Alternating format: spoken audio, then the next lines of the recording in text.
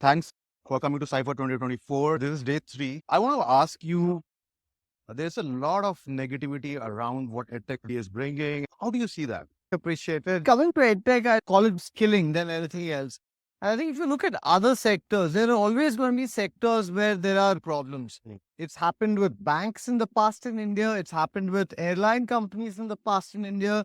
EdTech or skilling is no exception. One or two bad incidents shouldn't define the whole space. India has 1.3 to 1.4 billion people. Upskilling is probably the biggest opportunity for us to really create better life for a lot of people in this country. And therefore, I think putting some of these, what you call bad things aside, we should not lose sight of the larger opportunity and the ability to create impact. Right. So I'll go back to our roots as well. Yes. We both are from Lucknow. Yes. And given what that legacy brings in, right?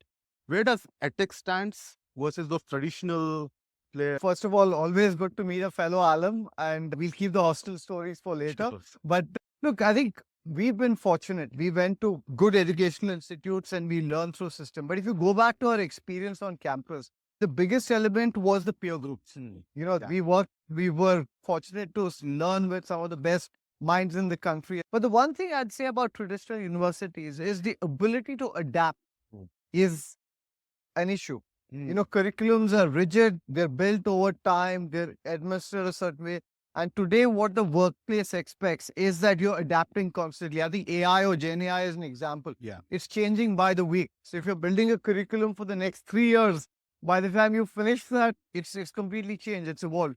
So that is something that traditional universities need to think about. And that's what we do for a living in our business every day. Yeah. How do you create curriculums that are real-time customized for the individual so that they make them more employable?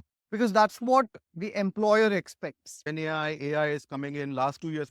Adoption is increasing. Startups are coming in, which means more jobs being created in that space. Yes. How is EdTech largely and upGrad's specifically is preparing itself for that? Absolutely. And let's take, for example, tech services and industry, one of the biggest job creators in the country in terms of white-collar jobs in the last 20, 25 years. Yeah. Now, on one side, there are arguments that this will disrupt jobs. Code creation, generation, testing will go, and that's partly true. But the fact is that new jobs will get created. Today, one of the biggest things that's happening is AI is being contextualized to different industries, different functions. You need different skills. And, skilling will actually help people sort of make those bridges and build new skills that make them more successful. Right. I'll take an example of I know you've got a few sponsors who are top-notch analytics companies. I was speaking to a senior person of one of those, and that person told me that in the last 6 months, very different from the last 3 years, they probably hired 10. And I was asking him why. And he was saying that that's because today, if you want to prompt, the ability to use language effectively is very important. So clearly, there are a whole bunch of technologists who probably need to skill on language. There are a whole bunch of non-tech people who need to skill on technology. Yes. That's where the opportunity for upskilling comes, not just for us, but for the industry. Right. I see it as a glass 3/4 full. Certain jobs that will get disrupted, but the opportunity to create new jobs will be far higher. Right. Far the higher. Opportunity to create more jobs Absolutely would be much far higher. Yes. One of the perennial issue that being spoken about in Indian context is that the industry academia collaboration is largely very, very weak. Yes. How do you see that? And with the EdTech coming in as against the traditional education, how is that getting disrupted or getting better? Yes. That's a great point, Brad. We are now a global company. We work with people across. And if you go to other countries or other geographies, industry academia collaborate far more closely than traditional universities in India. I think the way companies like us bridge it is a lot of our curriculums, a lot of our programs are very experiential. First of all, it's small group peer-to-peer learning. It's live virtual. And because it's live virtual, what that means is we can get a lot of industry practitioners who come and teach our people in small sessions. Now, typically, if you're at a traditional university, let's say that you wanted to visit a university which is not in a metro. All of us are busy. Lives are getting busier. You probably can't make the trip. But if you're on a live virtual curriculum where you need to spend 2 hours on a Friday afternoon, that interaction is very enriching for the instructors because they learn. Yeah. It's very, very impactful for the learners because they're getting to see real life examples. And I think that's how the ecosystem needs to work to draw more industry experts to interact with learners. And that makes, I think, learners more ready for employability, gives them a wider perspective. That's what I would say. I'll go back to the traditional model of education, our IIMs, Lucknow roots, and other IITs, IIMs, and all of that. Yes.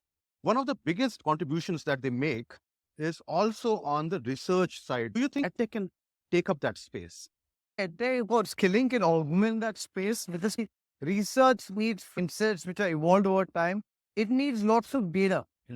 Research is based on data, and with technology and the kind of learner skilling comes, data sets can be significant. For example, upGrad's skills about 2 million people a year.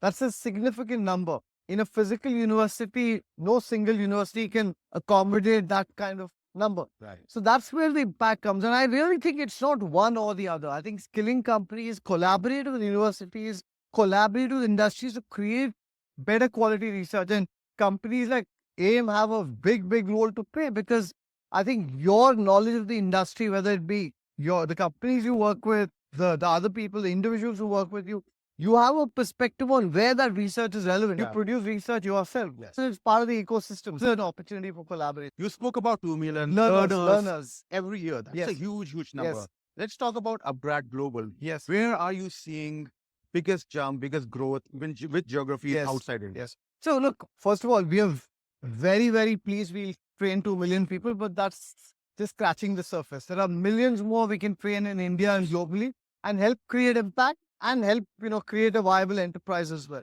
But if you go outside India today, for example, we are a big company across Southeast Asia. Markets like Vietnam, Singapore, Indonesia, Malaysia are big for us. And these are also countries where it's a young population, very aspirational, want to bridge the technological divide. So that's one big market for us. But increasingly, we see North America and Europe as big markets as well, because clearly, I think if you look at these economies also, there is a disruption. While they are very big economies, there are loads of people who need to upskill themselves to be part of the global sort of trajectory. Right. And I would say that if you go to 3, 4, 5 years from now, Africa would be a big opportunity.